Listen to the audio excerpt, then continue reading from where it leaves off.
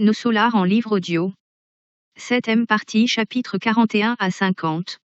Par Chico Xavier. 42. L'intervention du gouverneur. Le dimanche qui suivit l'appel du clairon, le gouverneur promit que serait réalisé un culte évangélique dans le ministère de la Régénération. Le principal objectif de la mesure, expliqua Narcisse, serait de préparer de nouvelles écoles d'assistance à l'aide et des groupes d'éducation à la régénération. Nous avons besoin d'organiser, disait-elle, des éléments particuliers pour le service hospitalier urgent et également des exercices adéquats contre la peur, bien que le conflit se soit manifesté si loin. Contre la peur, ajoutai-je, étonné. Pourquoi pas? Répondit aimablement l'infirmière. Peut-être trouverez-vous étrange. Comme beaucoup de personnes. Le grand pourcentage d'existence étranglée simplement par les vibrations destructrices de la terreur qui est aussi contagieuse que n'importe quelle maladie à la propagation dangereuse. Nous classons la peur parmi les pires ennemis de l'individu pour se loger dans la citadelle de l'âme, attaquant les forces les plus profondes. Observant mon air surpris, elle continua. N'ayez aucun doute. Le gouvernement, dans les urgences actuelles, place l'entraînement contre la peur bien au-dessus des leçons de soins infirmiers. Le calme est une garantie de succès. Plus tard, vous comprendrez de tels impératifs de travail. Je ne trouvais pas d'argument de contestation à lui répondre. La veille du grand événement, j'eus l'honneur d'y intégrer l'équipe des nombreux coopérateurs dans le travail de nettoyage et d'ornementation naturelle du grand salon consacré au plus grand chef de la colonie. Je ressentis alors une anxiété juste. J'allais voir, pour la première fois, à côté de moi, le vénérable dirigeant qui méritait la vénération générale. Je ne me sentais pas seul dans une telle attente car il y avait d'innombrables compagnons dans les mêmes conditions que moi. J'avais l'impression que toute la vie sociale de notre ministère avait convergé vers le grand salon naturel. Dès les premières lumières du jour de dimanche, quand de véritables caravanes de tous les départements régénérateurs arrivaient sur les lieux. Le grand cœur du temple du gouvernement, s'alliant aux petits chanteurs des écoles de l'éclaircissement, commença les festivités par le merveilleux hymne intitulé « Toujours avec toi, Seigneur Jésus », chanté par 2000 voix en même temps. D'autres mélodies à la beauté singulière emplirent le salon. Le doux murmure du vent, canalisé en ondes de parfum, semblait répondre aux harmonies suaves. Il y avait eu une permission générale pour tous les serviteurs de la régénération afin qu'ils puissent entrer dans l'énorme enceinte verte car, conformément au programme établi, le culte évangélique leur était spécialement dédié, les autres ministères ayant de nombreuses délégations pressantes. Pour la première fois, j'avais devant les yeux quelques-uns des coopérateurs des ministères de l'élévation et de l'union divine qui me semblaient vêtus de brillante clarté. La fête dépassait tout ce que je pouvais rêver en beauté et en éblouissement. Des instruments musicaux au sublime pouvoir vibratoire berçaient le paysage odorant de mélodies. À 10 heures, le gouverneur arriva, accompagné par les 12 ministres de la Régénération. Je n'oublierai jamais le visage noble et imposant de ce vieillard aux cheveux de neige qui donnait l'impression d'avoir la sagesse de l'ancien et l'énergie du jeune homme. Comme la douceur du saint et la sérénité de l'administrateur consciencieux et juste, imprimés ensemble dans sa physionomie.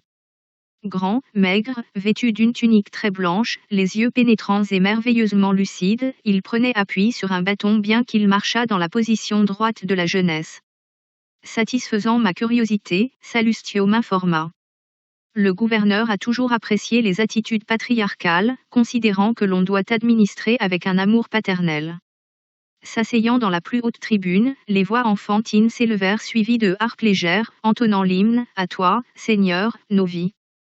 Le vieillard énergique et affectueux promena son regard sur l'assemblée compacte constituée de milliers d'assistants. Ensuite, il ouvrit un livre lumineux que mon compagnon m'expliqua être l'évangile de notre Seigneur Jésus-Christ. Il le feuilleta attentivement puis lut d'une voix posée. Vous aurez aussi à entendre parler de guerres et de rumeurs de guerre, voyez, ne vous alarmez pas. Car il faut que cela arrive, mais ce n'est pas encore la fin. Parole du Maître au chapitre 24, verset 6 de l'Évangile de Matthieu. Le volume de sa voix a considérablement augmenté par les vibrations électriques. Le chef de la ville pria de manière émouvante, invoquant les bénédictions du Christ. Saluant, ensuite, les représentants de l'union divine. de l'élévation et de l'éclaircissement, de la communication et de l'aide, s'adressant avec une attention toute particulière à tous les collaborateurs des travaux de notre ministère. Il est impossible de décrire l'intonation douce et énergique, aimante et convaincante de cette voix inoubliable. Comme il est tout aussi difficile de traduire pour la compréhension humaine les considérations divines du commentaire évangélique qui est inspiré par le profond sentiment de vénération pour les choses sacrées. Au milieu d'un respectueux silence, alors qu'il terminait, le gouverneur s'adressa de manière particulière aux serviteurs de la régénération, s'exclamant à peu près en ces termes. C'est à vous, mes frères, dont le labeur s'approche des activités terrestres, que j'adresse, avec raison, mon appel personnel, attendant beaucoup de votre dévouement. Élevons le plus haut possible notre niveau de courage et d'esprit de service. Quand les forces de l'ombre aggravent les difficultés des sphères inférieures, il est indispensable d'allumer de nouvelles lumières qui dissipent, sur terre, les ténèbres denses. J'ai consacré le culte d'aujourd'hui à tous les serviteurs de ce ministère, leur vouant de manière particulière la confiance de mon cœur. Ainsi, je ne m'adresse pas, en ce moment, à nos frères dont la pensée fonctionne déjà dans les zones les plus élevées de la vie, mais à vous autres, qui rapportez dans vos sandales du souvenir les signaux de la poussière du monde pour réaliser la tâche gigantesque. Nos Solar a besoin de 30 000 serviteurs préparés au service défensif. 30 000 travailleurs qui ne mesurent pas le besoin de repos, pas plus que les intérêts personnels tant que durera la bataille contre les forces déchaînées du crime et de l'ignorance. Il y aura du travail pour tous dans les régions de la limite vibratoire, entre nous et les plans inférieurs, car nous ne pouvons pas attendre l'adversaire dans notre lieu de vie spirituel. Dans les organisations collectives, il faut la médecine préventive comme mesure primordiale dans la préservation de la paix intérieure. Nos Solar, nous sommes plus d'1 million d'individus dévoués au dessein supérieur et à notre amélioration morale. Permettre l'invasion de plusieurs milliers d'esprits perturbateurs serait-il charitable ? Par conséquent, nous ne pouvons pas hésiter en ce qui concerne la défense du bien. Je sais que bon nombre d'entre vous se souviennent, en cet instant, du grand crucifié. Oui, Jésus se livra à la foule des émeutières et des criminels par amour de notre rédemption, mais il n'a pas livré le monde au désordre et à l'anéantissement. Nous devons tous être préparés au sacrifice individuel, mais nous ne pouvons livrer notre lieu de résidence aux malfaiteurs. Il est normal que notre tâche essentielle soit la fraternisation et la paix, l'amour et le soulagement de ceux qui souffrent. Il est évident que nous interprétons le mal comme une perte d'énergie, et tout crime comme une infirmité de l'âme. Cependant, nos Solar est un patrimoine divin qu'il nous faut défendre avec toute l'énergie de nos cœurs. Qui ne sait pas préserver n'est pas digne de profiter. Nous avons donc préparé des légions de travailleurs qui sont à l'œuvre, éclairant et consolant, sur la terre, dans le seuil et dans les ténèbres, en mission d'amour fraternel. Mais nous avons, avant tout, besoin d'organiser dans ce ministère une légion spéciale de défense qui nous garantira les réalisations spirituelles à l'intérieur de nos frontières vibratoires. Il continua à discourir ainsi durant un long moment, prônant des mesures à caractère fondamental, énonçant des considérations que je ne parviendrai jamais à décrire ici. Terminant ses commentaires, il refit la lecture du verset de Matthieu, invoquant, de nouveau, les bénédictions de Jésus et les énergies des auditeurs, afin qu'aucun d'entre nous ne reçoive de présent en vain. Ému et émerveillé, j'écoutais les enfants entonner l'hymne que le ministre Vénéranda avait intitulé « La Grande Jérusalem ». Le gouverneur descendit de la tribune sous des vibrations d'une immense espérance. Et c'est alors qu'une brise caressante se mit à souffler sur les arbres, apportant, peut-être de très loin, des pétales de rosée différents, d'un bleu merveilleux, qui se défaisaient délicatement au moment où ils touchaient nos fronts, remplissant nos cœurs d'une intense jubilation. 43. En conversation. Bien que le gouverneur se soit retiré dans son cercle privé, le ministère de la Régénération demeura empli de manifestations festives. On commentait les événements. Des centaines de compagnons se proposaient pour les difficiles travaux défensifs, répondant à l'appel du grand chef spirituel. Je recherchais Tobia afin de l'entretenir quant à la possibilité de profiter de cette opportunité, mais le frère généreux sourit de mon ingénuité et dit : « André, vous êtes en train de commencer une nouvelle tâche. Ne vous précipitez pas, demandant un accroissement de responsabilité. Il y aura du travail pour tous, nous disait il y a encore peu le gouverneur. N'oubliez pas que nos chambres de rectification constituent des centres d'efforts actifs, jour et nuit. Ne vous affligez pas. Rappelez-vous que 30 000 serviteurs vont être convoqués pour la surveillance permanente. De cette manière, il y aura de nombreux trous à boucher. Percevant mon désappointement, mon bienveillant compagnon, de bonne humeur, fit ressortir après une légère pause. Contentez-vous de l'inscription au cours contre la peur. Je crois que cela vous fera énormément de bien. Durant cet intervalle, je reçus une grande embrassade de Lysia qui avait intégré, durant la fête, la délégation du ministère de l'Aide. M'étant excusé auprès de Tobia, je me retirai en compagnie de Lysia afin de pouvoir converser de manière plus personnelle. Connais-tu le ministre Benevenuto, ici, de la Régénération, le même qui est arrivé avant-hier de la Pologne? Me demanda Théil. Je n'ai pas ce plaisir. Allons à sa rencontre, répliqua Lysia, enveloppant dans les vibrations de son immense tendresse fraternelle. Cela fait longtemps que j'ai l'honneur de le compter parmi mes relations. Quelques instants plus tard, nous étions dans la grande enceinte verte, que je connaissais seulement de vue, consacrée aux travaux de ce ministre de la Régénération. De nombreux groupes de visiteurs échangeaient des idées à propos de la cime des grands arbres.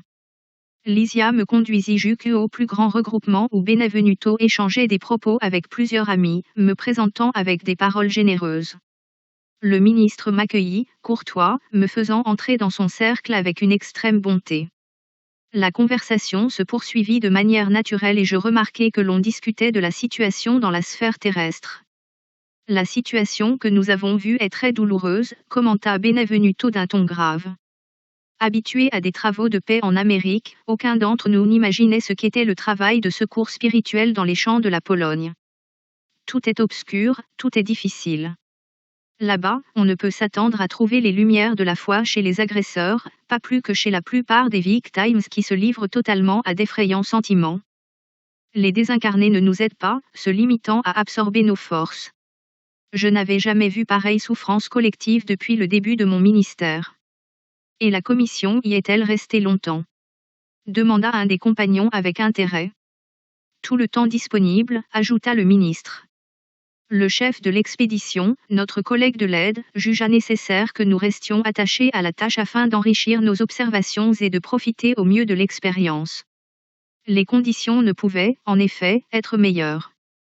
Je crois que notre position est très éloignée de l'extraordinaire capacité de résistance des serviteurs dévoués qui se trouvent en service sur le terrain. Toutes les tâches d'assistance immédiate fonctionnent parfaitement, en dépit de l'air asphyxiant, saturé de vibrations destructrices. Le champ de bataille, invisible aux yeux de nos frères terrestres, est un véritable enfer aux proportions indescriptibles. En aucune occasion, comme pendant la guerre, l'esprit humain met en évidence la condition de l'âme déchue, présentant des caractéristiques essentiellement diaboliques. J'ai vu des hommes intelligents et instruits chercher avec une attention minutieuse des secteurs bien précis d'activité pacifique pour ce qu'ils appelaient « impacts directs ». Des bombes au pouvoir explosif détruisaient des édifices patiemment construits. Au fluide empoisonné de la bataille se mêlaient les émanations pestilentes de la haine rendant la moindre aide pratiquement impossible. Ce qui nous a pourtant le plus attristés. Ce fut la douloureuse condition des militaires agresseurs quand quelques-uns parmi eux abandonnaient, obligés par les circonstances, leurs vêtements terrestres. Dominés dans leur majorité par des forces ténébreuses, ils fuyaient les esprits missionnaires, les appelant « fantômes de la croix ». Et n'étaient-ils pas recueillis pour recevoir l'explication du ? Demanda quelqu'un, interrompant le narrateur.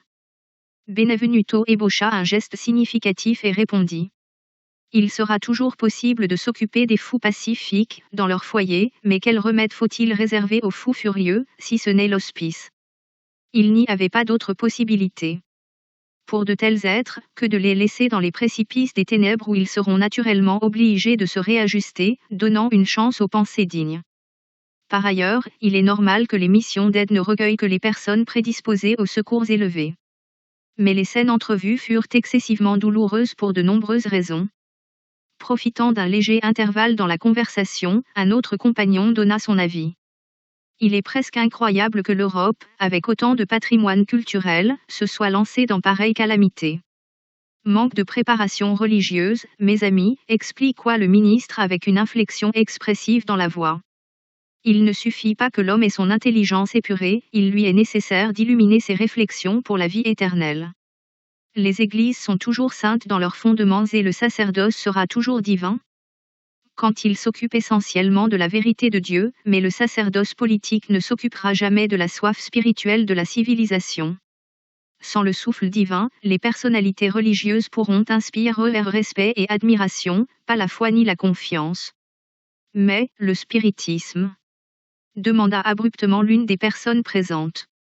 Les premiers bourgeonnements de la doctrine n'ont-ils pas surgi en Amérique et en Europe il y a plus de 50 ans ? Ce nouveau mouvement au service des vérités éternelles ne se poursuit-il pas ?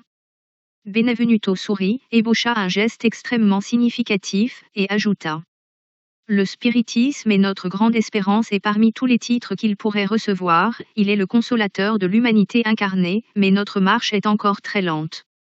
Il s'agit d'un dos sublime pour lequel la majorité des hommes n'a pas encore, Dieu pourvoir. Un écrasant pourcentage parmi les nouveaux apprentis s'approche de cette source divine, reproduisant les anciens vices religieux. Ils veulent recevoir les bienfaits mais ne se disposent pas à donner quoi que ce soit d'eux-mêmes. Ils invoquent la vérité, mais ne marchent pas à sa rencontre. Pendant que de nombreux chercheurs réduisent les médiums à des cobayes humains, de nombreux croyants procèdent à la manière de certains malades qui, bien que guéris, croient plus en la maladie qu'en la santé, et ne se servent jamais de leurs pieds. Enfin, ils cherchent, sur Terre, les esprits matérialisés pour le phénoménisme passager, pendant que dans le même temps, nous vivons à la recherche des hommes spiritualisés pour le travail sérieux. Le jeu de mots fit naître des expressions de bonne humeur générale, et le ministre ajouta gravement.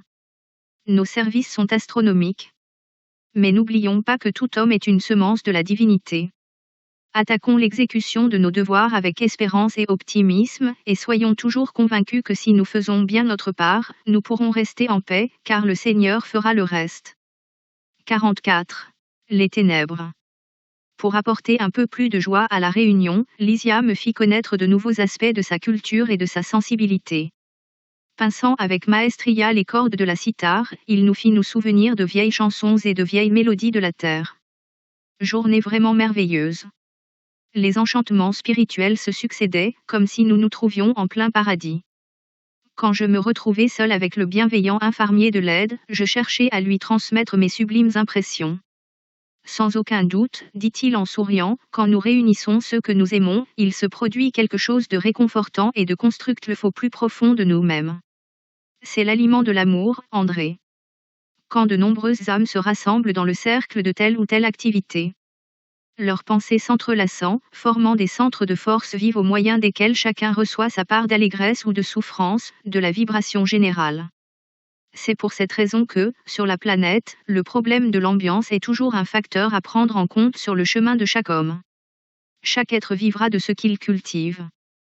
Qui s'adonne journellement à la tristesse en elle vivra, qui glorifie la maladie en souffrira les dommages. Observant ma surprise, il conclut. Il n'y a dans tout cela aucun mystère. C'est la loi de la vie, aussi bien dans nos efforts pour le bien que dans nos mouvements vers le mal. Des réunions fraternelles. D'espérance, d'amour et de joie. Nous sortirons avec la fraternité, l'espérance, l'amour et la joie de tous, mais de toute assemblée aux tendances inférieures. Où prédomine l'égoïsme, la vanité ou le crime, nous sortirons empoisonnés par les vibrations destructrices de ces sentiments. Tu as raison, m'exclamai-je, ému. Je vois ici également les principes qui régissent la vie dans les foyers humains. Quand il y a la compréhension réciproque, nous vivons dans l'antichambre du bonheur céleste, et si nous demeurons dans la mésentente et la méchanceté, nous avons l'enfer vivant. Lysia eut une expression de bonne humeur, confirmant mes paroles par un sourire. C'est alors que je me souvins de l'interroger sur une chose qui, depuis quelques heures, me torturait l'esprit. Cela concernait le gouverneur, quand il nous parlait à propos de la terre, du seuil et des ténèbres, car je n'avais, jusqu'alors, jamais eu la moindre information sur ce dernier plan. Ne serait-ce pas une région ténébreuse du seuil lui-même où j'avais vécu en des ombres épaisses pendant plusieurs années consécutives? N'avais-je pas vu, dans les chambres, de nombreux déséquilibrés et des malades de toutes sortes, arrivant des zones du seuil? Me souvenant des si précieuses explications que Lysia m'avait données au sujet de ma propre situation. Au début de mon expérience à Nosolar, je lui confiai mes doutes intérieurs, lui exposant la perplexité dans laquelle je me trouvais. Affichant une physionomie bien significative, il dit: Nous appelons ténèbres les régions les plus inférieures que nous connaissons. Il faut considérer les êtres comme des voyageurs de la vie. Quelques-uns, peu non phareux, avancent, résolus, visant l'objectif essentiel du voyage. Ce sont des esprits extrêmement nobles qui découvrirent l'essence divine en eux-mêmes, marchant vers le but sublime, sans hésitation. Cependant, la majorité stagne. Nous avons alors la multitude des âmes qui, pendant des siècles et des siècles, répètent les expériences. Les premiers suivent une ligne droite, les secondes marchent en décrivant de grandes courbes. Dans ce mouvement, répétant des cheminements et refaisant d'anciens efforts, elles restent à la merci d'innombrables vicissitudes. C'est ainsi qu'un grand nombre a l'habitude de se perdre en pleine forêt de la vie, perturbés dans le labyrinthe qu'ils ont tracé pour leurs propres pieds. Ce sont les millions d'êtres qui déambulent dans le seuil, préférant se déplacer dans l'obscurité à cause de la préoccupation égoïste qui les absorbe. D'autres ont l'habitude de chuter dans des précipices, restant au fond de l'abîme pour un temps indéterminé. Tu comprends? Les explications ne pouvaient pas être plus claires. Mais, sensibilisé par l'ampleur et la complexité du sujet, je dis: Et que peux-tu me dire à propos de ces chutes? Ont-elles seulement lieu sur la Terre? Seuls les incarnés sont susceptibles de se précipiter dans le gouffre. Lysia réfléchit une minute et répondit: Ton observation est opportune. L'esprit peut, en n'importe quel endroit, se précipiter dans les cavernes du mal. En notant cependant que dans les sphères supérieures, les défenses sont plus fortes, la culpabilité de la faute commise s'imprimant, par conséquent, avec plus d'intensité. Cela dit, objectai-je, la chute m'est toujours apparue comme impossible dans les régions étrangères au corps terrestre. L'ambiance divine, la connaissance de la vérité, l'aide supérieure, tout cela me semblait être des antidotes infaillibles contre le venin de la vanité et de la tentation. Mon compagnon sourit et expliqua: Le problème de la tentation est plus complexe. Les paysages de la planète terrestre sont emplis de l'ambiance divine, de la connaissance de la vérité et de l'aide supérieure. Nombreux sont ceux qui, là-bas, participent à des batailles destructrices parmi les arbres accueillants et les champs printaniers, nombreux sont ceux qui commettent des homicides au clair de lune. Insensibles à la profonde suggestion des étoiles, d'autres exploitent les plus faibles en écoutant les révélations élevées de la vérité supérieure. Sur Terre, les paysages et les expressions essentiellement divines ne m'inquiètent pas. Les paroles de l'infirmier firent garder à mon esprit un silence profond. Effectivement, en général, les guerriers préfèrent la destruction durant le printemps et l'été, quand la nature répand sur le sol et dans le ciel des merveilles de couleurs, de parfums et de lumière. Les vols à main armée et les homicides sont de préférence pratiqués quand la lune et les étoiles remplissent la planète de poésie divine. La majorité des bourreaux de l'humanité se constituent d'hommes éminemment cultivés qui méprisent l'inspiration divine. Rénovant ma conception concernant la chute spirituelle, j'ajoutai: Cela dit, Lysia, pourrais-tu me donner une idée de la localisation de cette zone de ténèbres? Si le seuil est lié à la pensée humaine, où se trouvera un pareil endroit de souffrance et de terreur? Il y a des sphères de vie en toutes parts, dit-il, serviables, le vide a toujours été une simple image littéraire. Il y a des énergies vivantes en tout et chaque espèce d'être fonctionne dans une zone déterminée de la vie. Après une petite pause où il me parut méditer profondément, il poursuivit: Naturellement, comme cela se produit avec nous, tu as seulement considéré comme région d'existence, après la mort du corps, les cercles qui commencent à la superficie du globe, oubliant les niveaux plus bas. Malgré tout, la vie palpite dans la profondeur des mers et à l'intérieur de la terre. De plus, il y a des principes de gravitation pour l'esprit, comme il en va avec les corps matériels. La Terre n'est pas seulement un champ que nous pouvons blesser ou mépriser selon notre bon vouloir. C'est une organisation vivante, possesseur de certaines lois qui nous maintiendront en esclavage ou nous libéreront, selon nos œuvres. Il est évident que l'âme écrasée de faute ne pourra remonter à la surface du lac merveilleux de la vie. Pour résumer, nous devons nous souvenir que les oiseaux libres s'élèvent vers les hauteurs, ceux qui s'empêtrent dans des situations très compliquées se sentent gênés dans leur vol. Et ceux qui s'attachent à un poids considérable ne sont que des esclaves de l'inconnu. Comprends-tu? Lysia n'avait pas besoin de me poser cette question. D'emblée je percevais la situation immense de lutte purificatrice, se dessinant devant mes yeux spirituels, dans les zones les plus basses de l'existence. Comme quelqu'un qui a besoin de réfléchir raisonnablement pour pouvoir s'exprimer, mon compagnon pensa. Et conclut. Comme cela arrive avec nous. Qui portons en notre fort intérieur le supérieur et l'inférieur. La planète a également en elle des expressions hautes et basses, avec lesquelles elle corrige le coupable et ouvre le passage au triomphateur de la vie éternelle. En tant que médecin humain, tu sais qu'il y a des éléments dans le cerveau de l'homme président au sens de ses actes. Mais aujourd'hui, rends-toi compte que ces éléments ne sont pas à proprement parler physiques mais spirituels, dans leur essence. Qui apprécie de vivre exclusivement dans les ombres, émoussera le sens divin de la direction. Il ne sera alors pas étonnant de voir la personne se précipiter dans les ténèbres car l'abîme attire l'abîme et chacun de nous atteindra le lieu vers où nos pas nous dirigent. 45. Dans le domaine de la musique. Jim, fin d'après-midi, Lysia m'invita à l'accompagner au domaine de la musique. Il est nécessaire de se distraire un peu, André. Dit-il aimablement. Me voyant résister, il insista. Je parlerai avec Tobias. Même Narcisse a consacré cette journée au repos. Allons-y. Mais j'observais en moi un phénomène singulier. Malgré le peu de jours de service, je vouais déjà un grand amour aux chambres. Les visites journalières du ministre Genesio, la compagnie de Narcisse, l'inspiration de Tobias, la camaraderie des compagnons, tout cela touchait particulièrement mon esprit. Narcisse, Salustio et moi. Profitions de tous les instants de relâche pour améliorer l'intérieur, ici ou là, adoucissant la situation des infirmes que nous aimions de tout notre cœur, comme s'ils étaient nos enfants. Considérant la nouvelle position dans laquelle je me trouvais, je m'approchai de Tobias à qui l'infirmier de l'aide s'adressa avec une intimité respectueuse. Recevant la demande, mon initiateur dans le travail accepta, satisfait. Excellent programme. André a besoin de connaître le domaine de la musique. Et me serrant dans ses bras, il ajouta. N'hésitez pas. Profitez-en. Revenez à la nuit, quand vous le voudrez. Tous nos services sont convenablement conduits. J'accompagnai Lysia, reconnaissant. Étant arrivé à sa résidence.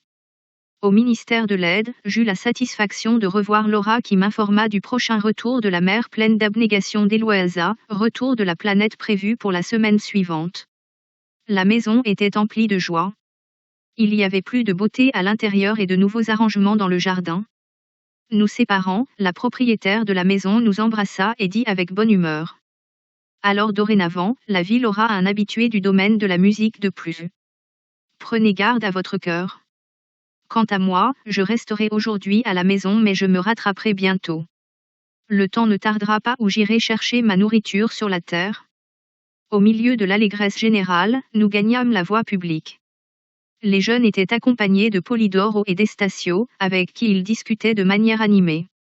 Dès que nous quittâmes l'aérobus sur une des places du ministère de l'élévation, Lysia qui se trouvait à mon côté, me dit affectueusement. Finalement, tu vas faire la connaissance de ma fiancée à qui j'ai de nombreuses fois parlé de toi. C'est curieux de se trouver fiancée également ici, observai-je, intrigué. Pourquoi donc ? L'amour sublime vit-il dans le corps mortel ou dans l'âme éternelle ? Là-bas, dans les séoïdes de la terre, mon cher, l'amour est une espèce d'or perdu au milieu des pierres brutes. Les hommes le mêlent tellement à leurs nécessités, leurs désirs et aux états inférieurs, que la gangue se différencie rarement du précieux métal. L'observation était logique. Reconnaissant l'effet bénéfique de l'explication, il poursuivit. Les fiançailles sont beaucoup plus belles dans la spiritualité. Il n'existe pas de voile d'illusion pour nous obscurcir le regard. Nous sommes ce que nous sommes. Lassinia et moi avons échoué de nombreuses fois dans les expériences matérielles. Je dois reconnaître que presque tous les désastres du passé eurent leur origine dans mon imprévoyance et mon manque absolu d'autocontrôler. Nous n'avons pas encore compris les libertés que les lois sociales de la planète confèrent au sexe masculin. Il est rare que l'un d'entre nous l'utilise dans le monde au service de la spiritualisation. Souvent, nous la convertissons en un terrain glissant vers l'animalité. Les femmes, au contraire, ont jusqu'à accent grave présent fait preuve, à son égard, de la discipline la plus rigoureuse. Dans l'existence passagère, elle souffre la tyrannie et supporte le poids de ce que nous imposons, mais ici, nous voyons le réajustement des valeurs. N'est vraiment libre que celui qui apprend à obéir. Cela paraît paradoxal, et c'est pourtant l'expression de la vérité. Cependant, demandai-je, as-tu de nouveaux plans pour les cercles de la chair? Il ne pourrait en aller autrement, m'expliqua-t-il promptement. J'ai besoin d'enrichir mon patrimoine des expériences et, en plus de cela, mes dettes envers la planète sont encore énormes. Lassinia et moi fonderons ici, dans peu de temps, notre petite maison de la félicité, pensant revenir sur la Terre d'ici 30 ans précisément. Nous avions atteint les environs du domaine de la musique. Des lumières d'une indescriptible beauté baignaient l'immense parc plein d'enchantements de véritables contes de fées. Des sources lumineuses traçaient de surprenantes manifestations. Un spectacle absolument nouveau pour moi. Avant que je ne puisse manifester ma profonde admiration, Lysia me recommanda, de bonne humeur. Lassinia se fait toujours accompagner par deux sûrs envers lesquels, je l'espère, tu sauras faire preuve de la galanterie d'un gentilhomme. Mais, Lysia, répondis-je avec réticence, considérant mon ancienne position conjugale, tu dois comprendre que je suis liée à Zélia. À cet instant, l'infirmier rit à gorge déployée, ajoutant. Il ne manquait plus que ça. Personne ne veut blesser tes sentiments de fidélité. Je ne crois cependant pas que l'union maritale doive apporter l'oubli de la vie sociale. Ne sais-tu plus être le frère de personne, André? Je souris, embarrassé, et je ne pus rien répliquer. Nous atteignîmes alors le guichet d'entrée où Lysia paya aimablement l'entrée. Je remarquai, ici même, un grand groupe de passants autour d'un joli kiosque à musique où un petit orchestre exécutait une musique légère. Des chemins bordés de fleurs se dessinaient en face de nous, donnant accès à l'intérieur du parc, dans plusieurs directions. Observant mon admiration pour les chansons qui se faisaient entendre, mon compagnon expliqua. Nous avons, aux extrémités du domaine, certaines manifestations qui répondent au goût personnel de chaque groupe de ceux qui ne peuvent encore écouter l'art sublime, mais au centre. Nous avons la musique universelle et divine, l'art sanctifié par excellence. En effet, après avoir traversé des allées souriantes, où chaque fleur paraissait posséder son propre règne, je commençai à entendre une merveilleuse harmonie dominant le ciel. Sur Terre, il y a de petits groupes dédiés au culte de la musique raffinée et des multitudes dédiées à la musique régionale. J'avais assisté à de nombreux rassemblements de personnes. Dans la colonie, je m'étais extasié devant le réunion que notre ministère consacra au gouverneur, mais ce que je vis à ce moment dépassait tout ce qui m'avait jusqu'alors ébloui. L'élite de nos solars était magnifiquement représentée. Il n'y avait pas de luxe, ni d'excès d'une quelconque nature. Ce qui donnait autant d'éclat à ce spectacle merveilleux, c'était l'expression naturelle de l'ensemble, la simplicité confondue à la beauté, l'art pur et la vie sans artifice. La présence féminine apparaissait dans le paysage, révélant une extrême perfection de goût personnel, sans gaspillage de décorations et sans trahir la simplicité divine. De grands arbres, différents de ceux connus sur Terre, ornaient de beaux espaces clos, illuminés et accueillants. Il n'y avait pas que des couples affectueux qui s'attardaient sur les routes fleuries. Des groupes de femmes et d'hommes s'entretenaient dans des conversations animées, profitables et constructives. Bien que je me sentisse sincèrement humilié par mon insignifiance face à ce rassemblement hautement sélect. Je ressentais le message silencieux de sympathie dans le regard de ceux qui se trouvaient devant moi. J'entendais des phrases éparses, relatives au cercle de la chair, et néanmoins, je ne remarquais en aucune conversation la moindre trace de malice ou d'accusation contre les hommes. On parlait d'amour, de culture intellectuelle, de recherche scientifique, de philosophie édifiante, mais tous les commentaires tendaient vers la sphère élevée de l'aide mutuelle, sans la moindre friction dans les opinions.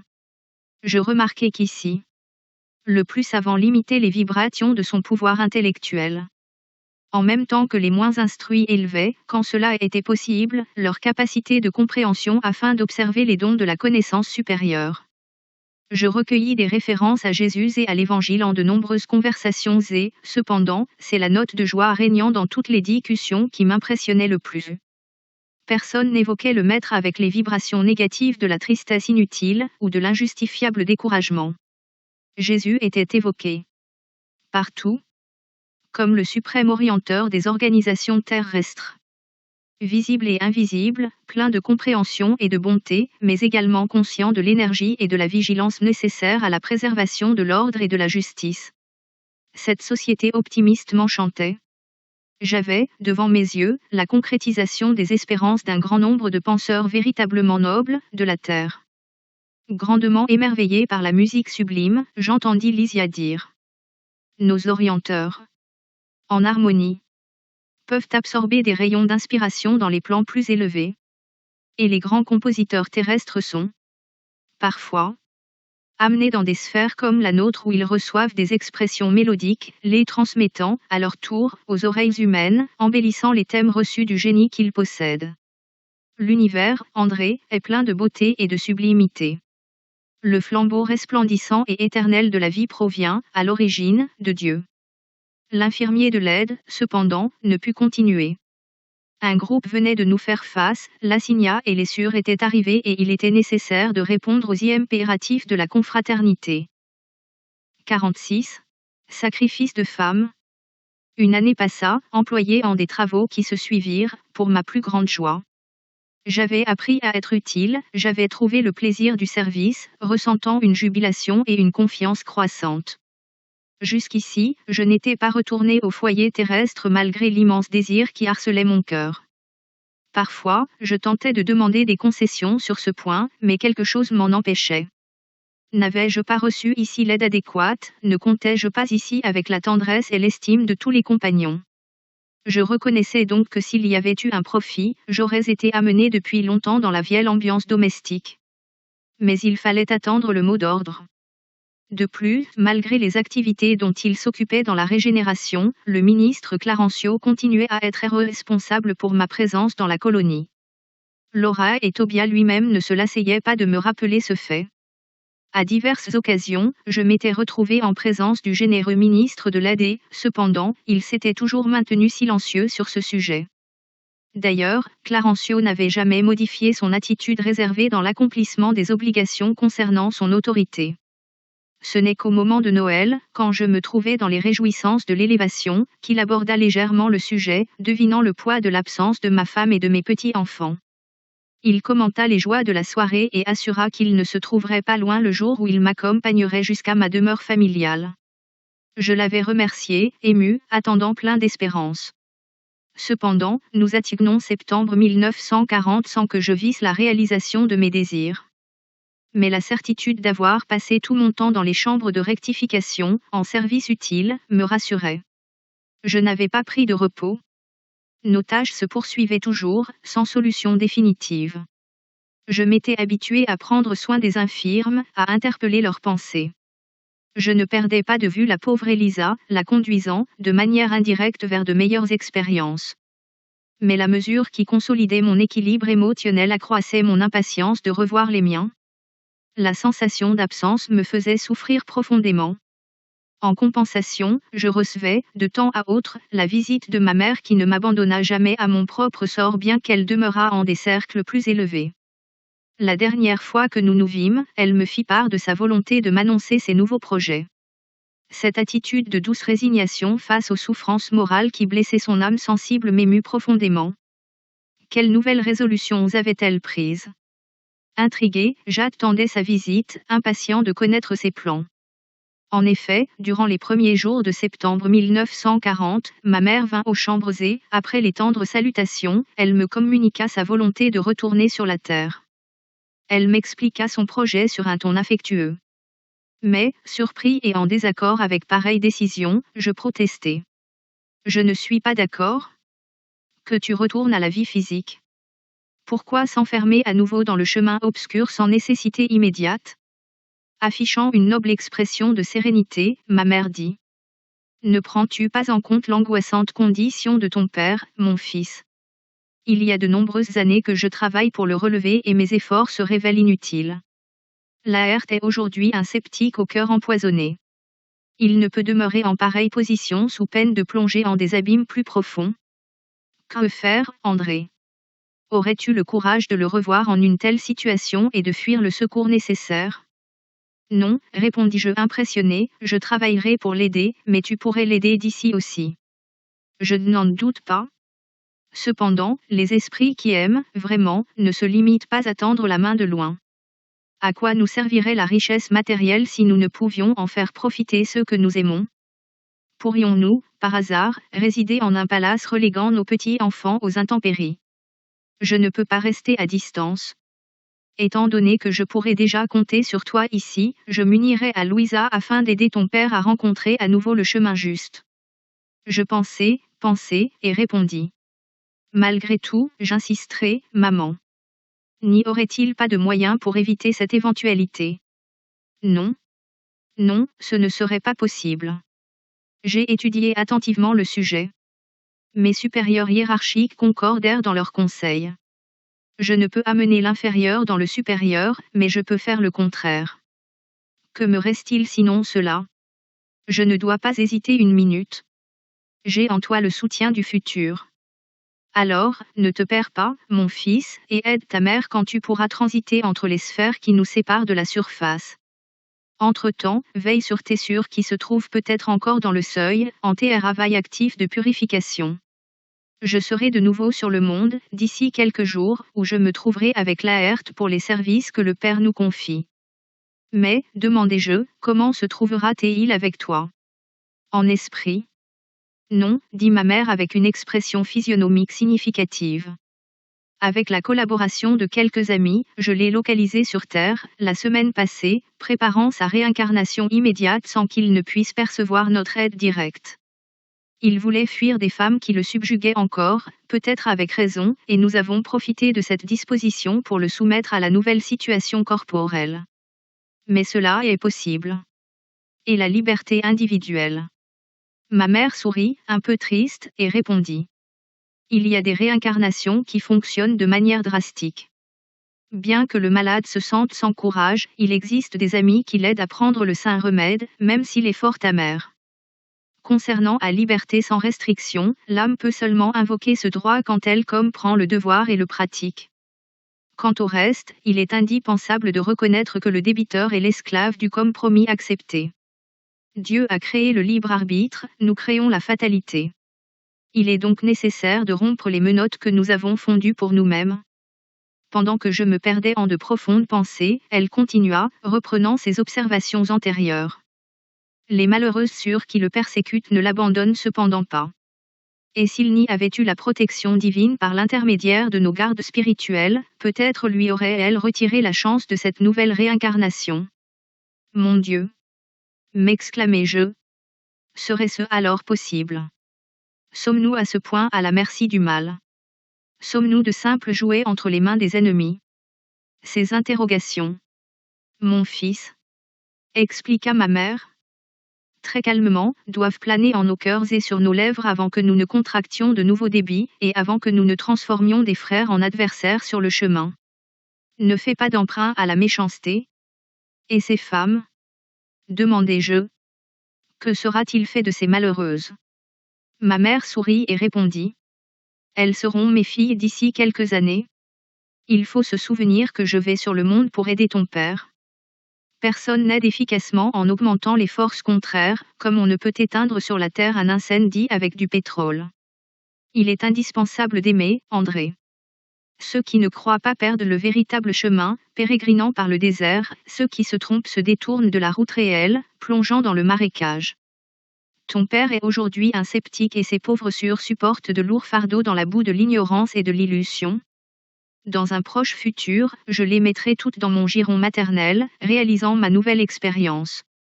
Et, les yeux brillants et humides, comme si elle contemplait les horizons de l'avenir, elle conclut. Et plus tard? Qui sait? Peut-être reviendrai-je à nos solars, entouré d'autres affections sacro-saintes, pour une grande fête d'allégresse, d'amour et d'union. Percevant son esprit de renoncement, je m'agenouillai et embrassai ses mains. Dès ce moment, ma mère n'était plus seulement ma mère. Elle était bien plus que cela. Elle était la messagère de la protection qui savait convertir les bourreaux en enfants de son cœur afin qu'ils puissent rejoindre le chemin des enfants de Dieu. 47. Le retour de Laura. Il n'y avait pas que ma mère qui se préparait à retourner au cercle terrestre. Laura se trouvait aussi à la veille de la grande tentative. Avisée par plusieurs compagnons, Je pris part à la démonstration de sympathie et d'aide que divers fonctionnaires, particulièrement de l'aide et de la régénération, allaient témoigner à la noble femme, à l'occasion de son retour aux expériences humaines. L'affectueux hommage fut réalisé la nuit où le département des comptes lui apporta la notification du temps global de service dans la colonie. Il est impossible de traduire avec des mots communs la signification de la fête intime. La résidence enchanteresse se peuplait de mélodies et de lumières. Les fleurs paraissaient plus belles. De nombreuses familles vinrent saluer leur ami, prête à repartir. Pour la plupart, les visiteurs venaient la féliciter tendrement, s'absentant sans s'attarder outre mesure. Cependant, les amis les plus proches restèrent jusque tard dans la nuit. J'eus ainsi l'occasion d'entendre des observations curieuses et sages. Laura me semblait plus circonspecte, plus grave. L'effort qu'elle faisait pour accompagner l'optimisme général était perceptible. Le salon était plein de monde. La mère de Lysia expliquait aux représentants du département. Je crois ne pas devoir attendre plus de 2 jours. Les applications du service de préparation, de l'éclaircissement, seront terminées. Et avec quelque chose de triste dans le regard, elle conclut. Comme vous le voyez, je suis prête. Son interlocuteur prit une expression de fraternité sincère et ajouta, la stimulant. Toutefois, j'espère que vous êtes motivé pour la lutte. C'est une gloire que d'aller vers le monde dans vos conditions. Vous avez des milliers et des milliers d'heures de service en votre faveur face à une communauté de plus d'1 million de compagnons. Qui plus est, vos enfants constitueront un soutien d'arrière-garde. Tout cela me réconforte, s'exclama la propriétaire des lieux, sans cacher sa préoccupation intérieure, mais nous devons comprendre que la réincarnation est toujours une tentative de grande importance. Je sais que mon époux m'a précédé dans l'énorme effort, et que les enfants aimés seront mes amis de tous les instants, malgré tout. Regardez-moi ça. Ne vous laissez pas emporter par vos conjectures, coupa le ministre Genesio, nous avons besoin d'avoir confiance dans la protection divine et en nous-mêmes. La source de la providence divine est inépuisable. Il faut briser les lunettes obscures qui nous présentent le paysage physique comme un exil amer. Ne pensez pas en possibilité d'échec mais mentalisez le possibilité de succès. De plus, il est juste d'avoir confiance en nous, vos amis, qui ne seront pas si loin dans ce qui concerne la distance vibratoire. Pensez à la joie d'aider d'anciennes affections, réfléchissez à la gloire immense d'être utile. Laura sourit, paraissant avoir plus de courage, et elle affirma. J'ai sollicité le secours spirituel de tous les compagnons afin de me maintenir avec vigilance dans les leçons reçues ici. Je sais bien que la terre est remplie de la grandeur divine. Il suffit de penser que notre soleil est le même que celui qui alimente les hommes, cependant, mon cher ministre, je crains l'oubli temporaire dans lequel nous sommes précipités. Je me sens comme une infirme qui aurait guéri de ses nombreuses blessures. En vérité, les ulcères ne me tourmentant plus, mais j'en conserve les cicatrices. Il suffirait d'une légère griffure pour que l'infirmité revienne. Le ministre fit un geste de celui qui comprend le sens de l'allégation et répondit. Je n'ignore pas ce que représentent les ombres du camp inférieur, mais il est indispensable de faire preuve de courage et de marcher droit devant. Nous vous aiderons à travailler beaucoup plus pour le bien des autres que pour votre satisfaction personnelle. Le grand danger est, encore et toujours, la permanence dans les tentations complexes de l'égoïsme. Ici, dit l'interlocutrice. Censément, nous comptons avec les vibrations spirituelles de la majorité des habitants presque tous éduqués dans les lumières de l'Évangile rédempteur. Et bien que de vieilles faiblesses remontent à la surface de nos pensées, nous trouvons une défense naturelle dans l'ambiance elle-même. Par contre, sur Terre, notre bonne intention est pareille à une lumière tremblotante dans une mer immense de forces agressives. Ne dites pas cela, l'interrompit le ministre, ne donnez pas une telle importance aux influences des zones inférieures. Ce serait armer l'ennemi pour qu'il nous torture. Le domaine des idées est également un domaine de lutte. Toute lumière que nous allumons sur la terre restera, en effet, allumée pour toujours parce que le vent fort des passions humaines n'éteindra jamais une seule lumière de Dieu. Elle semblait à présent voir tout de manière plus claire face aux concepts entendus, elle changea radicalement d'attitude mentale et dit, recouvrant un courage nouveau. Je suis maintenant convaincu que votre visite est providentielle. J'avais besoin de relever mes énergies. Il me manquait cette exhortation. C'est vrai. Notre zone mentale est un champ de bataille incessante. Il faut annihiler le mal et les ténèbres qui se trouvent à l'intérieur de nous, les surprenant dans la retraite où ils se terrent, sans leur donner l'importance qu'ils exigent. Oui, maintenant je comprends. Genesio sourit avec satisfaction et ajouta. À l'intérieur de notre monde individuel, chaque idée est comme si elle était une entité à part entière. Il est nécessaire de penser à cela. Nourrissant les éléments du bien, elles progresseront pour notre félicité, elles constitueront nos armées de défense. Toutefois, alimenter le moindre élément de mal revient à construire une base sûre pour nos bourreaux ennemis. À ce moment, le fonctionnaire des comptes fit observer. Et nous ne pouvons oublier que Laura revient vers la Terre avec d'extraordinaires crédits spirituels. Aujourd'hui encore, le cabinet du gouvernement a fourni une note au ministère de l'Aide, recommandant aux coopérateurs techniques de la régénération le maximum d'attention dans tout ce qui touche aux ascendants biologiques qui vont entrer en fonction pour constituer le nouvel organisme des notre sûr. Ah. C'est vrai, dit-elle, j'ai demandé cette mesure pour que je ne me retrouve pas excessivement sujette à la loi d'hérédité. J'ai eu une grande préoccupation concernant le sang. Remarquez que votre mérite à nos solars est bien grand étant donné que le gouverneur en personne a décidé des mesures directes, dit son interlocuteur. Ne vous préoccupez donc pas, mon ami, s'exclama le ministre Genesio, souriant, il y aura à vos côtés d'innombrables frères et compagnons qui collaboreront à votre bien-être.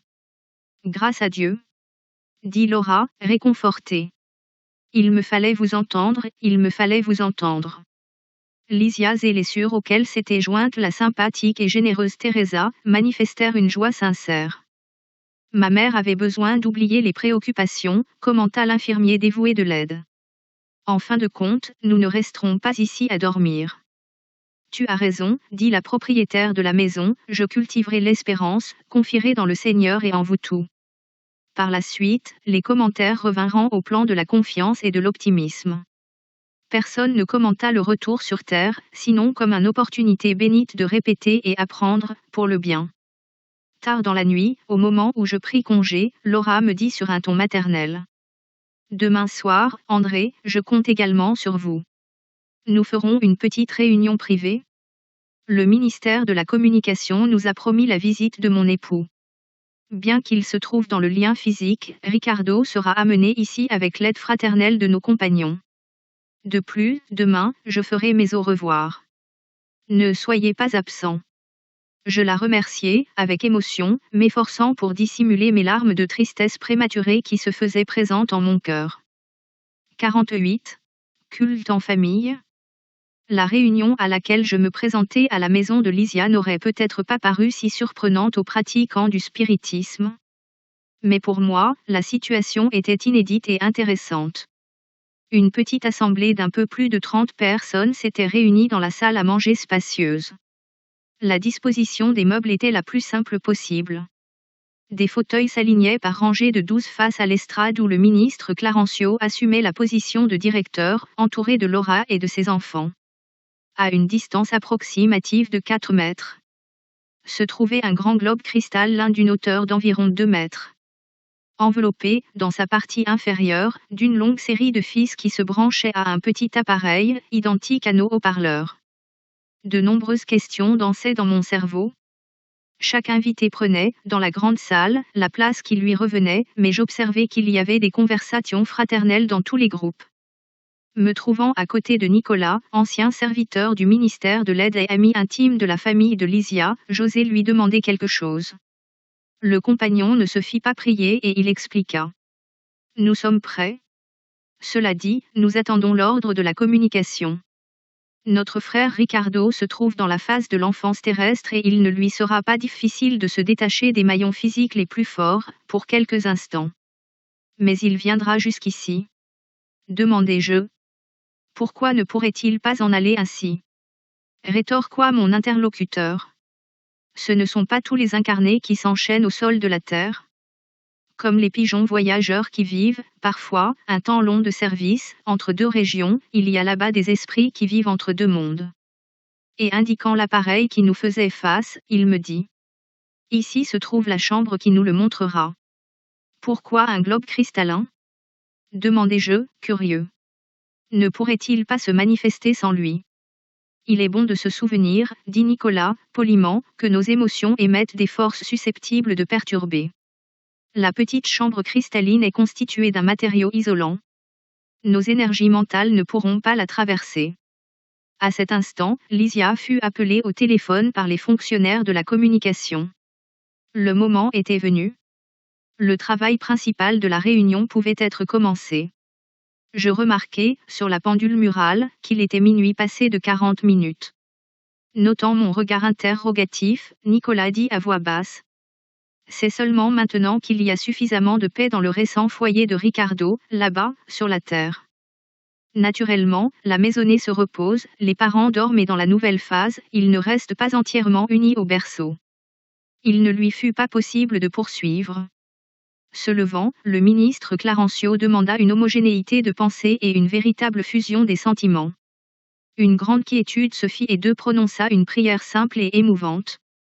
Ensuite, Lysia nous fit entendre sa cithare harmonieuse, emplissant l'ambiance de profondes vibrations de paix et d'enchantement. Peu après, Clarencio prit nouvellement la parole. Frère, dit-il, envoyons à présent notre message d'amour à Ricardo.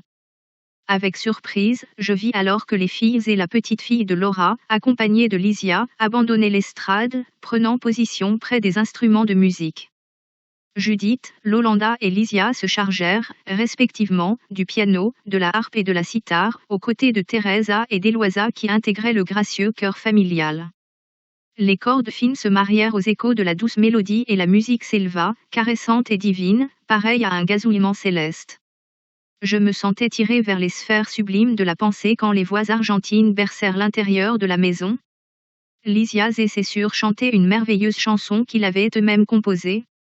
Il est très difficile de retranscrire dans des phrases humaines les strophes chargées de sens, pleines de spiritualité et de beauté, mais j'essayerai de le faire afin de démontrer la richesse des affections dans les plans de la vie qui s'étendent au-delà de la mort. Père bien-aimé, pendant que la nuit apporte la bénédiction du repos. Reçois, Père affectueux, notre affection et notre dévouement. Pendant que les étoiles chantent, dans la lumière qui les fait pâlir, viens unir à nos prières la voix de ton cœur. Ne t'inquiète pas sur le chemin d'ombre de l'oubli. Que la souffrance ne te submerge pas. Que jamais tu ne te blesses au contact du mal. N'aie pas peur de la douleur terrestre. Rappelle-toi notre alliance. Conserve la fleur de l'espérance. Pour le bonheur immortel. Pendant que tu dors dans le monde, nos âmes réveillées rappellent les aubes de cette vie supérieure, attend le futur souriant, attend après nous qui, un jour, nous tournerons vers la joie du jardin de ton amour. Viens à nous, Père généreux. Reviens vers la paix de notre foyer. Retourne aux lumières du chemin. Bien que tu sois encore en train de rêver, oublie, une minute, la terre. Et viens te désaltérer à l'eau pure de la consolation et de la douceur. Des sources de nos solars. Notre famille n'a pas oublié le sacrifice, la bonté, la sublime clarté de tes leçons sur le bien. Traverse l'ombre épaisse. Vingue, Père, la chair étrangère. Grimpe à la cime de la montagne. Viens avec nous, prier aussi. Aux dernières notes de la belle composition. Je vis que le globe se couvrait intérieurement d'une substance d'un gris laiteux, laissant apparaître tout de suite après le visage sympathique d'un homme d'âge mûr. C'était Ricardo. Il est impossible de décrire l'émotion sacrée de la famille quand elle lui adressa de chaleureuses salutations. Le nouveau venu, après s'être entretenu en privé avec sa compagne et ses enfants, posa son regard sur nous tous, demandant à ce que la douce chanson de ses enfants soit répétée, chanson qu'il écouta le visage baigné de larmes. Quand les dernières notes se turent, il dit avec émotion. Oh, mes enfants, comme la bonté de Jésus qui auréola le culte domestique de l'évangile des suprêmes joies de cette nuit est grande. Dans cette pièce, nous avons cherché ensemble, le chemin des sphères supérieures, de nombreuses fois, nous avons reçu le pain spirituel de la vie, et c'est encore ici que nous nous retrouvons pour la sainte motivation. Comme je suis heureux. Laura pleurait discrètement, Lysia et ses sœurs avaient leurs yeux brouillés de larmes. Je me rendis compte que l'ami récemment arrivé ne parlait pas avec facilité et ne pouvait pas disposer de beaucoup de temps parmi nous. Il est probable que toutes les personnes ici présentes avaient la même impression, car je vis Judith serrer le globe cristallin dans ses bras, l'entendant s'exclamer tendrement. Père bien-aimé, dis ce que tu attends de nous, explique-nous en quoi nous pourrions être utiles à ton cœur dévoué. Je vis alors Ricardo poser un regard profond sur Laura et murmurer. Ta mère viendra avec moi d'ici peu, ma petite. Plus tard, vous viendrez également. Que pourrais-je désirer de plus pour être heureux, sinon demander au Maître qu'il nous bénisse pour toujours. Tous pleuraient, émus. Quand le globe commença à présenter à nouveau les mêmes tons grisâtres, j'entendis Ricardo s'exclama, sans allant pratiquement. Ah mes enfants, j'ai quelque chose à vous demander du fond de mon âme. Demandez au Seigneur que je n'ai jamais de facilité à ma disposition sur terre, afin que la lumière de la gratitude et de la compréhension demeure vive en mon esprit. Cette demande inattendue me toucha et me surprit en même temps. Ricardo adressa à toute l'assemblée ses au revoir amicaux et le rideau de la substance grise recouvrit toute la chambre qui, par la suite, reprit son aspect normal. Le ministre Clarencio pria avec son cœur et la séance se termina, nous laissant plonger dans une allégresse indescriptible. Je me dirigeai vers l'estrade afin d'embrasser Laura. Pour lui exprimer de vive voix ma profonde émotion et ma reconnaissance. Quand quelqu'un attira mon attention au moment où j'allais pratiquement atteindre la propriétaire des lieux qui était occupée à répondre aux nombreuses félicitations des amis présents. Il s'agissait de Clarencio qui me dit sur un ton aimable. André, j'accompagnerai demain notre sœur Laura jusqu'à la sphère physique. Si vous le souhaitez, vous pourrez venir avec nous afin de rendre visite à votre famille. Il ne pouvait y avoir de plus grande surprise. Une profonde sensation de joie m'envahit, mais je me souvins instinctivement des chambres. Devinant mes pensées, le généreux ministre se mit à dire. Vous possédez, en votre faveur, une quantité d'heures de travail extraordinaire. Il ne sera pas difficile à Genesio de vous concéder une semaine d'absence après votre première année de coopération active. Pris d'une jubilation intense, je le remerciai, pleurant et riant en même temps. J'allais enfin revoir mon épouse et mes fils bien-aimés. 49. Retournant à la maison. Pareil à l'enfant guidé par les pas de ses bienfaiteurs, j'arrivai à ma ville avec l'indescriptible sensation du voyageur qui revient au berceau natal après une longue absence. Le paysage ne s'était pas modifié de manière sensible. Les vieux arbres du quartier, la mer, le même ciel, le même parfum flottant dans l'air. Enivré de joie, je ne remarquais plus l'expression de Laura qui dénonçait une extrême préoccupation, et je pris congé du petit groupe qui poursuivit sa route. Clarencio me serra dans ses bras et me dit. Vous avez une semaine à votre disposition. Je passerai ici quotidiennement afin de vous revoir, répondant aux attentions que je dois consacrer au problème de la réincarnation de notre sœur. Si vous voulez vous rendre à Nos Solars, vous profiterez de ma compagnie. Bon séjour, André. Les derniers adieux à la mère de Lysia faits, je me retrouvai seul, respirant l'air d'une autre époque à plein poumon. Je ne perdis pas de temps à observer les détails. J'ai rapidement traversé quelques rues, en direction de la maison. Mon cœur battait la chamade au fur et à mesure que je m'approchais du grand portail d'entrée.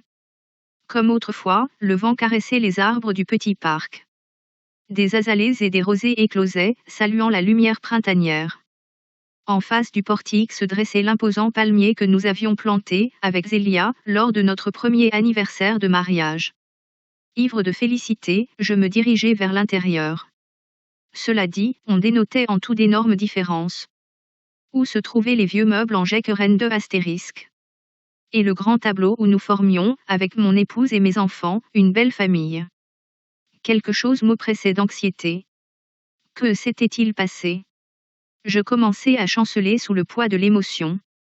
Je me dirigeai vers la salle à manger où je vis ma plus jeune fille qui était déjà en âge de se marier.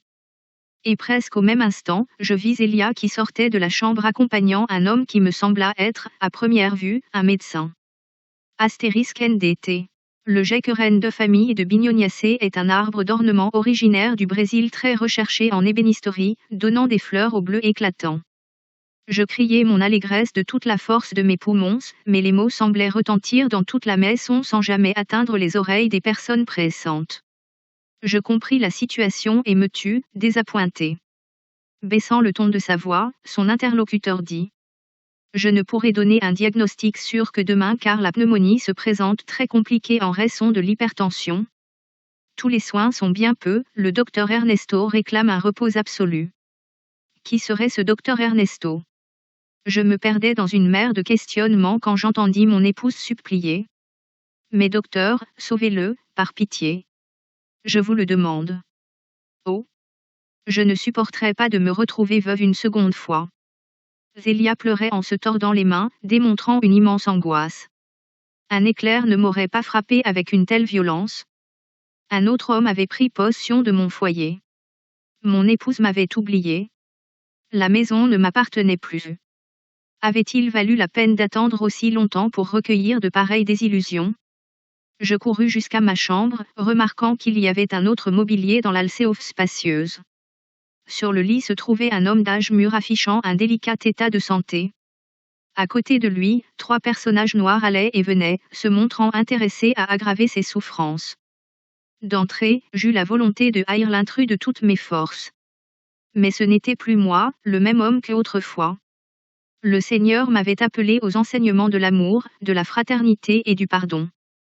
Je vis que le malade était entouré d'entités inférieures, dévouées au mal, s'épendant, je ne parvins pas à l'aider immédiatement. Je m'assis. Déçu et abattu. Voyant Zélia entrer et sortir de la chambre. À plusieurs reprises.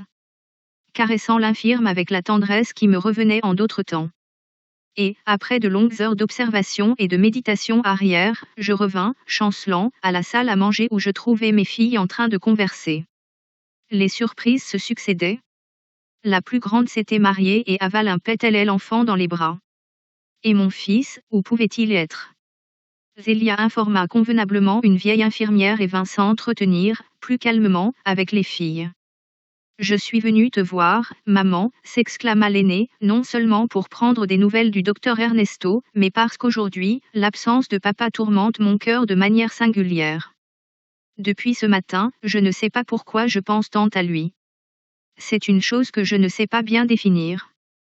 Elle ne termina pas. D'abondantes larmes coulaient de ses yeux. À ma grande surprise, Zélia s'adressa à notre fille de manière autoritaire. Regardez-moi ça. Il ne nous manquait plus que ça. Extrêmement affligée comme je le suis, je dois supporter tes perturbations. Qu'est-ce que cet attachement au passé, ma fille? Je vous ai déjà interdit catégoriquement toute allusion à votre père dans cette maison. Vous ne savez pas que cela mortifie Ernesto. J'ai déjà vendu tout ce qui nous rappelait ici le passé, je suis allée jusqu'à modifier l'apparence des murs et tu ne peux pas m'aider sur ce point. La plus jeune intervint, ajoutant. Depuis que ma pauvre sœur a commencé à s'y intéresser à ce maudit spiritisme, elle vit avec toute ce bêtise dans le crâne. Où a-t-on vu de telles sottises? Cette histoire de mort qui reviennent est le comble de l'absurde. Bien qu'elle continuait à pleurer, l'autre dit avec difficulté. Je ne suis pas en train de traduire des convictions religieuses. Est-ce donc un crime que de souffrir de l'absence de papa? N'aimez-vous pas, n'avez-vous pas de sentiments? Si papa était avec nous, son seul fils ne se livrerait pas à tant de folie où il va. Allons, allons, dit Zélia, nerveuse et ennuyée, chacun a le sort que Dieu lui donne. N'oublie pas qu'André est mort. Ne viens pas te plaindre et pleurer sur une situation irrémédiablement passée. Je m'approchai de ma fille larmoyante et j'étanchai ses pleurs. Murmurant des paroles d'encouragement et de consolation qu'elle ne percevait pas par ses oreilles, mais subjectivement, sous la forme de pensées réconfortantes. Finalement, je me trouvai face à un singulier cas de figure. Je comprenais, à présent, le motif pour lequel mes véritables amis avaient tant ajourné mon retour au foyer terrestre. Angoisses et déceptions se succédaient pêle-mêle. Ma maison me parut alors un patrimoine que les voleurs et les vers avaient transformé. Ni avoir, ni titre, ni affection. Seule une fille gardait mon vieil et sincère amour. Pas même les longues années de souffrance, dans les premiers jours dans l'au-delà, ne m'avaient suscité des larmes aussi amères. La nuit arriva, suivie du jour, me trouvant dans la même situation de perplexité, entendant des concepts et des attitudes surprenantes que je n'aurais jamais pu suspecter. En fin d'après-midi, Clarencio passa, m'offrant le réconfort de sa parole amie et droite. Percevant mon abattement, il dit, serviable. Je comprends votre peine et je me réjouis de l'excellente opportunité de ce témoignage. Je n'ai pas de directive nouvelle. Ainsi, tout conseil de ma part serait intempestif. Je peux seulement, mon cher, ne pas oublier cette recommandation de Jésus afin que nous aimions Dieu par-dessus toute chose et notre prochain comme nous-mêmes. Opère toujours, quand elle est suivie, de véritables miracles de félicité et de compréhension sur nos chemins. Je le remerciai, touché, et lui demandai de ne pas cesser de me protéger avec l'aide nécessaire. Clarencio sourit et prit congé. Alors, en face de la réalité, absolument seul dans le témoignage, je commençai à penser à la portée de la recommandation évangélique et je pus réfléchir avec plus de sérénité. En fin de compte, pourquoi condamner les agissements de Zélia? Et moi, avais-je été veuf sur terre? Aurais-je, par hasard, supporté la solitude prolongée? N'aurais-je pas recouru à 1000 prétextes pour justifier une nouvelle union? Et le pauvre malade? Comment et pourquoi le haïr? N'était-il pas également mon frère dans la maison de notre Père? Le foyer n'aurait-il, peut-être, pas été en de pires conditions si Zélia n'avait pas accepté l'alliance affective? J'avais donc besoin de lutter contre l'égoïsme féroce. Jésus m'avait conduit à d'autres sources. Je ne pouvais agir comme un homme de la terre. Ma famille n'était pas seulement une épouse et 3 enfants sur la terre. Elle était constituée de centaines d'infirmes dans les chambres de rectification et elle s'étendait, maintenant, à la communauté universelle. Dominé par de nouvelles pensées, je sentis que la sève du véritable amour commençait à suinter des blessures bénéfiques que la réalité avait ouvertes en mon cœur. 50. Citoyen de Nos Solars. La deuxième nuit, je me sentais extrêmement fatigué. Je commençais à comprendre la valeur de l'aliment spirituel au travers de l'amour et de la compréhension mutuelle. À Nos Solars, je passais des jours employés au service actif, sans alimentation commune, dans l'entraînement de l'élévation auquel bon nombre d'entre nous se consacraient. La présence d'amis bien-aimés, les manifestations d'affection, l'absorption des éléments purs à travers l'air et l'eau me suffisaient. Mais ici, on ne trouvait rien de tout cela, juste un obscur champ de bataille où les personnes aimées se transformaient en bourreaux. Les précieuses réflexions que les paroles de Clarencio me suggéraient apportaient une certaine tranquillité au fond de mon cœur. Je comprenais, finalement, les nécessités humaines. Je n'étais pas le propriétaire de Zélia, mais son frère et ami, mes enfants ne m'appartenaient pas, ils étaient des compagnons de lutte et de réalisation. Je me souvins de Laura qui, certaines fois, m'affirmait que tout être, dans le témoignage, doit procéder comme une abeille, s'approchant des fleurs de la vie qui sont les âmes nobles, sur le terrain des souvenirs, extrayant de chacun la substance des bons exemples afin d'acquérir le miel de la sagesse. J'appliquai à mon cas le conseil bénéfique et je commençai à me souvenir de ma mère. Ne se sacrifiait-elle pas pour mon père, au point d'adopter ces femmes malheureuses comme des filles de cœur? Nos Solars étaient remplis d'exemples édifiants. Le ministre Vénéranda travaillait depuis des siècles successifs pour le groupe spirituel qui était plus particulièrement lié à son cœur. Narcisse se sacrifiait dans les chambres afin d'obtenir l'accord spirituel afin de revenir sur le monde dans un travail d'aide. Hilda avait vaincu le dragon de la jalousie inférieure. Et l'expression de fraternité des autres amis de la colonie. Clarencio m'avait accueilli avec le dévouement d'un père, la mère de Lysia m'avait reçu comme un fils, Tobia comme un frère. Chaque compagnon de mes nouvelles luttes m'avait offert quelque chose d'utile pour une construction mentale différente qui se dressait, rapidement, en mon esprit. Je cherchais à faire abstraction des considérations apparemment ingrates que j'avais entendues dans le milieu familial. Et je décidai de placer l'amour divin au-dessus de tout, et, au-dessus de mes sentiments personnels, les justes nécessités de mes pareils. Dans ma fatigue, je rejoignis la chambre de l'infirme dont l'état s'aggravait d'instant en instant. Zélia lui caressait le front et disait, en larmes. Ernesto, Ernesto, aie pitié de moi, chérie. Ne me laisse pas seule. Qu'adviendra-t-il de moi si tu n'es plus là? Le malade caressa ses mains et répondit avec une grande tendresse malgré une forte dyspnée. Je demandai au Seigneur les énergies nécessaires pour maintenir la compréhension indispensable, et je me mis à voir les conjoints comme s'ils avaient été mes frères. Je reconnus que Zélia et Ernesto s'aimaient éperdument. Et si j'étais leur compagnon fraternel, je devais les aider avec les moyens à ma portée. Je commençai le travail, cherchant à éclairer les esprits malheureux qui maintenaient une étroite liaison avec l'infirme, mais mes difficultés étaient énormes. Je me sentais profondément abattu. Dans cette urgence, je me souvins d'une certaine leçon de Tobia, quand il m'avait dit. Ici, à Nossolar, tout le monde n'a pas forcément besoin de l'aérobus pour se déplacer. Car les habitants les plus élevés de la colonie disposent du pouvoir de volition, ce n'est pas tout le monde. Non plus, qui a besoin des appareils de communication pour discuter à distance car ils se maintiennent entre eux dans un plan de parfaite syntonie de pensée. Ceux qui disposent d'affinités comme celle-ci peuvent disposer, à volonté, du processus de conversation mentale, malgré la distance. J'imaginais combien je me concentrais dans une fervente prière au Père et, dans les vibrations de l'oraison, je m'adressais à Narcisse, lui demandant assistance. Je lui racontais, par la pensée, ma douloureuse expérience, lui communiquant mes intentions d'aide et j'insistais pour que je ne reste pas désemparé.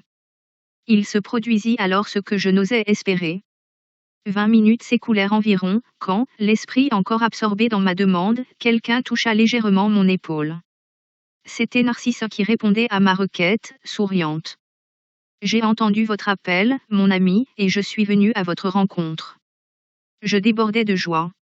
La messagère du bien regarda la situation, comprit la gravité du moment, et ajouta. Nous n'avons pas de temps à perdre. Avant toute chose, elle appliqua des passes de réconfort au malade, l'isolant des silhouettes obscures qui s'écartèrent comme par enchantement. Ensuite, elle m'invita énergiquement. Allons dans la nature. Je l'accompagnai sans hésitation et, notant ma surprise, elle ajouta. Il n'y a pas que l'homme qui peut recevoir et émettre des fluides. Les forces naturelles en font de même, dans les divers règnes qui la subdivisent. Dans le cas de notre malade, nous avons besoin d'arbres. Ils nous aideront efficacement. Impressionné par la nouvelle leçon, je la suivis, silencieux. Arrivé à un endroit où s'alignaient de vastes frondaisons, Narcisse appela quelqu'un avec des expressions que je ne pourrais expliquer. Quelques instants plus tard, 8 entités spirituelles répondirent à son appel. Immensément surpris, je la vis s'informer de l'existence de manguiers et d'eucalyptus. Dûment informée par ses amis qui m'étaient complètement inconnus, l'infirmière m'expliqua. Les frères qui nous ont répondu sont des serviteurs du règne végétal. Et voyant ma surprise, elle conclut. Comme vous le voyez, rien de ce qui existe n'est inutile dans la maison de notre Père. Il y a de partout qui enseigne là où se trouve qui veut apprendre, et où apparaît la difficulté, la providence surgit. L'unique infortuné, dans l'œuvre divine, c'est l'esprit imprévoyant qui se condamne aux ténèbres de la méchanceté. Narcisse manipula. Pendant quelques instants. Certaines substances comme les émanations de l'eucalyptus et du manguier et, durant toute la nuit, nous appliquâmes les remèdes sur l'infirme, à travers la respiration et l'absorption par les pores.